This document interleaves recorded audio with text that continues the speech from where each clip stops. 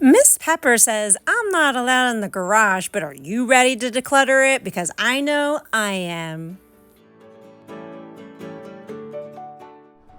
Hello everyone and welcome back to A Hoarder's Heart. For today, we are giving a garage tour and we're going to start decluttering it and cleaning out this section. The weather is changing. It's not as hot as it is in the summertime, and it's the perfect weather to start to get into this space, into this garage, to start cleaning it out, to start throwing stuff out, to start giving hubby the space where he's always wanted so that he can fix things and work on things and just have his own man cave and space and area to work on projects. And this is the best time to do this. So first I'm going to give you a tour of everything, showing you where we're going to be focusing on cleaning up, what we would like to do, and then we're going to start decluttering a section of his choice. He has free reign to decorate this garage, or maybe not decorate, but curate this garage however he likes, and he's really looking forward to this scene. Now, I am keeping his face off camera. He's very shy. He does not want to be photographed, but you will be seeing us interacting. Now, it's been a few years since we've been in this garage, and it's kind of gotten cluttered, but that's okay. We're going to start digging out. This is the front of the garage, as you can see. And a lot of this declutter is inspired because many of you had said after the yard sale, why don't you store some of the bins in here until you have your next one? But as you can see, there is no room to store those bins. There's just a little goat trail, a pathway to get from the front to the door. And this garage is a pretty big size. It can't fit 2 cars, or maybe I should say it could fit 2 small cars. But still, it's a nice size garage, and I would love to make this a place for hubby to be able to work on projects, even in the winter time. He's actually very handy and an excellent craftsman, so that's why it's important to give him a space of his own to be able to work, to tinker, to create, to fix things. He has a lot of tools and they're just not organized. So it's time to start decluttering because you have to declutter before you can organize. Now, the space we're going to work on is right over here on the left side of the garage where the door is. That's where he wants to start decluttering. And I'm going to be honest, I don't think we opened this side door since like 2010, probably 14 years ago is the last time we went through this little side door. Miss Ma, you can't be in here, Miss Peps, okay? There's too many dangerous things for you. I know you're curious, but Mama needs you out of here, okay? I don't want nothing happening to my puppy. I know, but nothing can happen to my girl or I will be so sad. So now the mini tour is all done and it is time to start decluttering. Now, hubby's style of decluttering is going to be a lot different than mine. He doesn't need baby step decluttering, just focusing on one small section at a time. His focus is more on this is the allotted time that we have to declutter. So let's get as much of it done as we can. And he likes to pull everything out of this section. We're actually going to be putting it into the driveway, and he's loosely putting it into sections of this is my keep, this is my throwaway.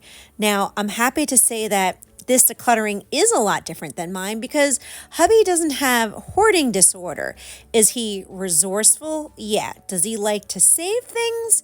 Yes. But what makes him not have hoarding disorder is when it comes time to make decisions on letting things go, he can very easily and logically make a decision whether do I need it? Have I used it? Yes, we'll keep it. Have we not used it in over a year? Then no, we can let this go. Just because people may appear to have a lot of clutter in a certain area does not negate that they automatically have hoarding disorder.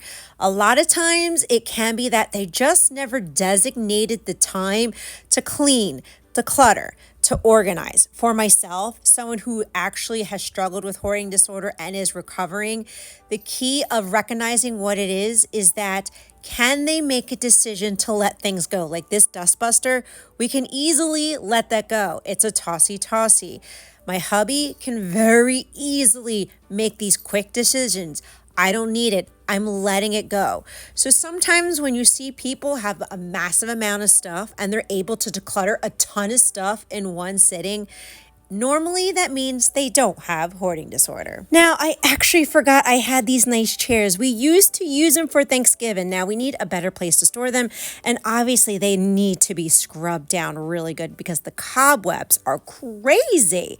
So we kind of reached the door right now. We can kind of look out, but we have to finish cleaning out this section, cleaning the leaves up that got blown into here, and also continuously working on the shelves because we want to be able to move this out of the way of the door. And I noticed that a lot of this stuff we forgot we even had. It's been a long time since we got in this back corner, probably over a decade. Even though we did do a decluttering series in the garage a few years ago, we never made it to this back corner going out to the door.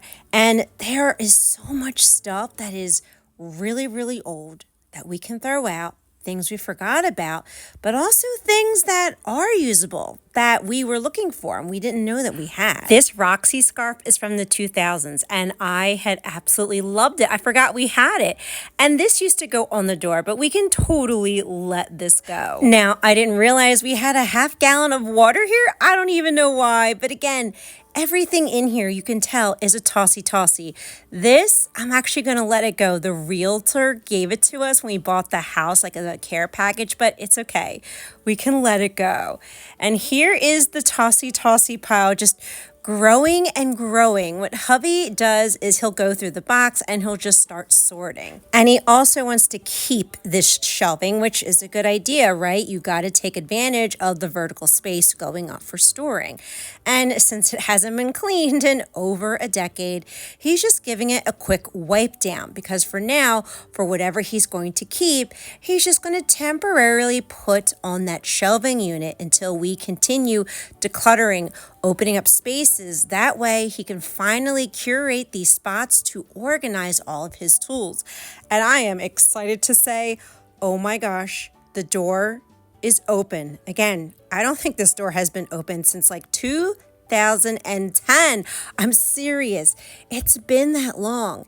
To be able to go through this is just, it's crazy, but it also feels amazing. And this is what we have opened up so far.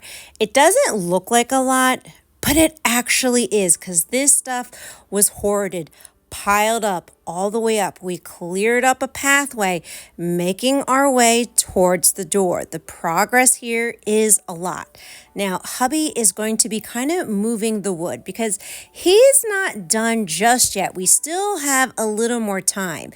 This freezer back here is really old and he wants to get it out of this space.